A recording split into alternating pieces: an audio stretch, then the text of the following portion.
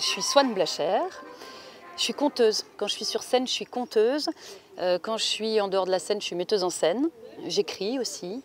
Quand je suis allée voir ce quartier de Chasse-Royale, avec ce bâtiment, la médiathèque, l'Odyssée qui se dresse là au milieu comme un îlot lumineux, ça m'a fait penser à l'Odyssée d'Homère et que je me suis dit, on va monter l'Odyssée à l'Odyssée dans le quartier.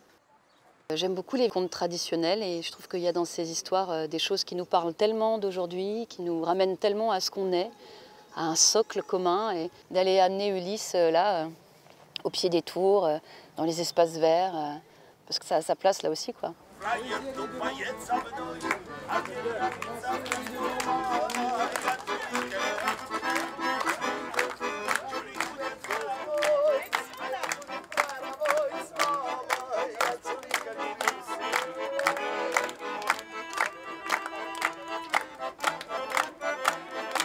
Pour certains, ils sont déjà familiers à cette culture-là, le théâtre, le son, la musique, la danse, etc. Et pour d'autres, c'est carrément une découverte. L'idée, c'était de les faire participer à une création en cours et pas de faire quelque chose autour d'eux. Mais la dynamique, c'était, voilà, on fait une création, on va avoir besoin de figurants, on va avoir besoin de gens pour danser autour de nous, pour raconter avec nous. Est-ce que ça vous dit? Le fait de faire du théâtre, par exemple, quand on joue un rôle, de devoir extérioriser, puis il faut parler fort, il faut que les autres nous entendent. Qui c'est qui dit ils veulent son trône Elvis. et sa... Elvis, ouais. Ils veulent son trône et sa couronne. Comment? Ils veulent son trône et sa couronne. Quoi? Vas-y! Ils veulent son trône et sa couronne. Génial. Ils veulent sa femme. On est comme un peu dans une bulle où on se préoccupe de notre rôle, du personnage qu'on incarne. Pendant l'espace d'un instant, on est quelqu'un d'autre et on n'est plus nous-mêmes. Et c'est ça qui m'a beaucoup plu, de pouvoir être une autre.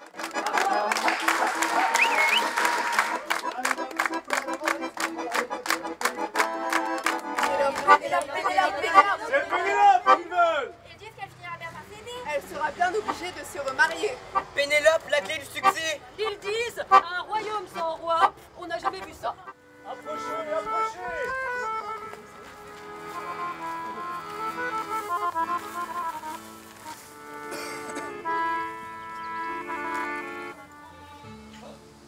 Vous voyez ce que je vois?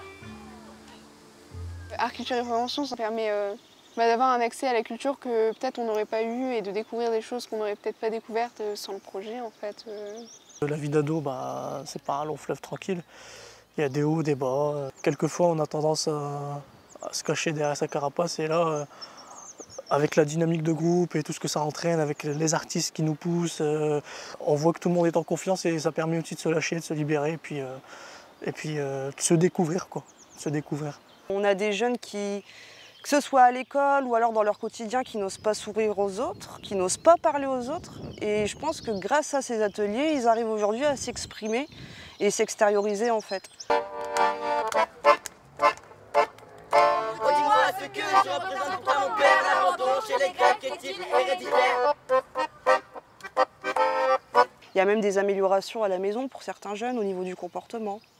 Dans la vie de tous les jours, ça nous apporte. Enfin, on se dit, si on a su faire ça au théâtre, et on y arrivera tous les jours, on pourra parler tous les jours devant n'importe qui, donc ça nous apporte beaucoup aussi à l'extérieur. Moi, je pense que ça leur a apporté une soupape, un moment où ils sont acteurs de leur vie, acteurs d'un projet, et ça leur donne un fil conducteur, et ils s'y tiennent.